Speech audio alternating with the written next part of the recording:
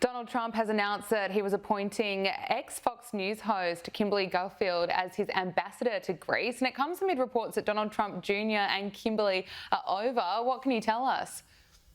Well, Gabriella, this is my favorite stuff. You know, I talk about politics all day long, but nothing's better than drama, right? I mean, what's better than drama? And you see that Donald Trump Jr. is now dating someone else, and Kimberly gets appointed to the ambassador of Greece, which has to be a great job. I would love to be an ambassador, especially for a country like Greece. He's probably going to get to go travel there a bunch.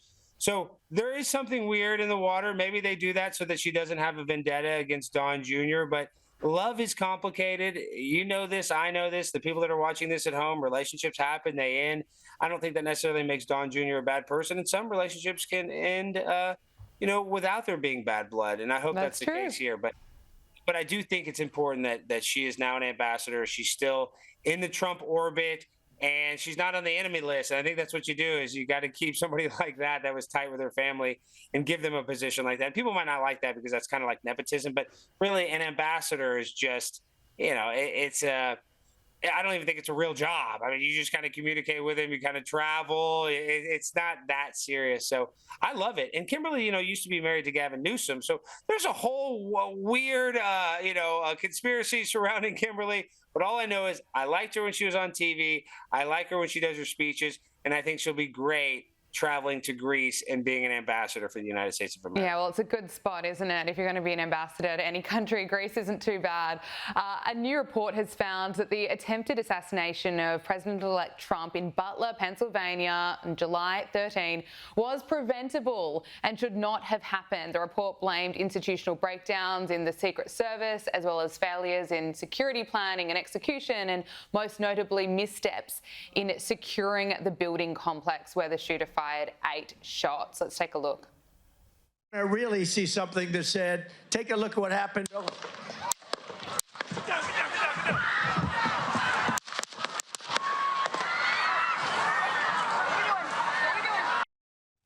Just looking at the footage, of course it was preventable, and it's just wild looking back at that footage, just how close this was to changing the course of history.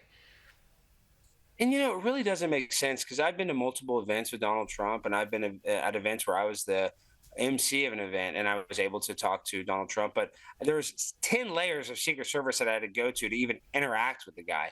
And so the fact that he was speaking in Butler, Pennsylvania, and that this shooter had the only line of sight that you could even reach him, none of it makes sense. It does not pass a smell test.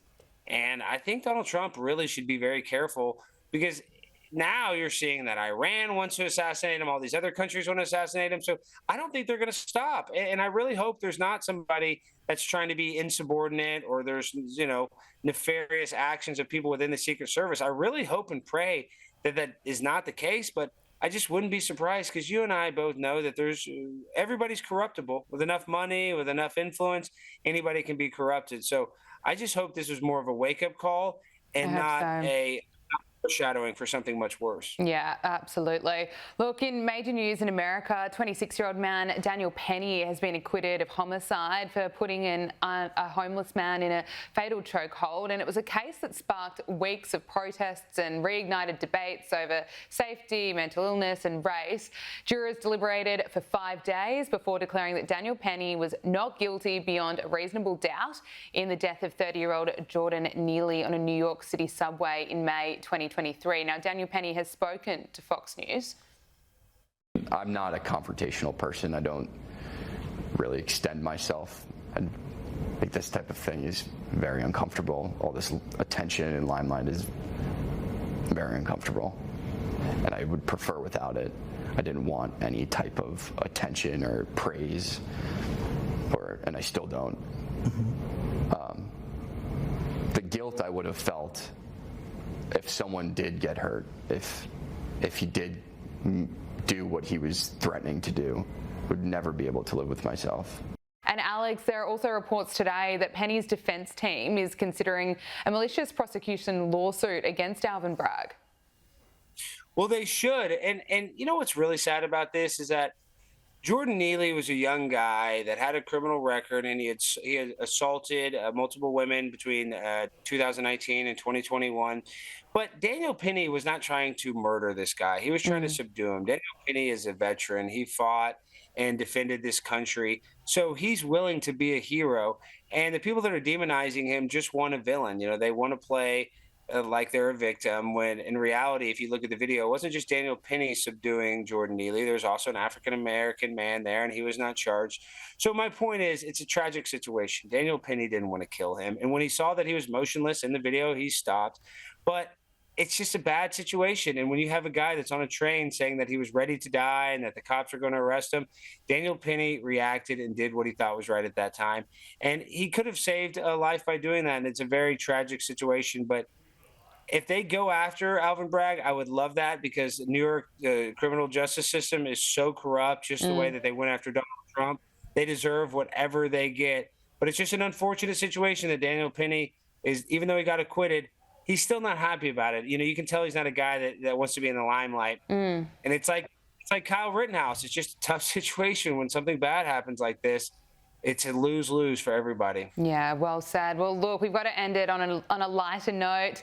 Let's end it with a Joe Biden gaffe. There are plenty of those. Here he is, not really knowing what to say or what to do when his teleprompter stops. And, you know, one of the things that's going on here, they just turned off my... I'm going to go on. I lost the electricity here. But anyway, one of the things we found is that, you know, we invented this the computer chip, size of the tip of your little finger. 5 more weeks. We only have 5 more weeks of this. What do you even have to say? We've seen so many of these clips. What are we going to play next?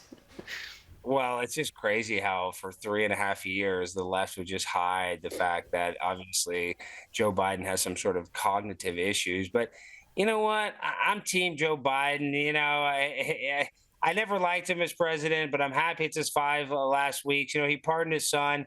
Is that the right thing to do? You know, his son probably sold secret information to Ukraine and China, but he wouldn't be a good father if he didn't pardon him. So I'm at the point now where I've hated on Joe Biden so much.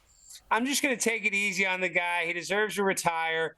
Not a good president. Not all there. I can't wait for him to just go to Delaware and relax on the beach, because that's really what he deserves. That's the unfortunate situation, is that he was propped up to be a phony president, and he's been put through the ringer. So I'm ready for him to retire for his own health. And I have a feeling that once he's not president anymore, he's going to be able to start talking better. He's probably going to be A-okay. It's just very stressful being the president when you have no idea what's going on. Alex Stein, so great to speak with you. Thanks so much for joining us. Thank you. It's always a pleasure.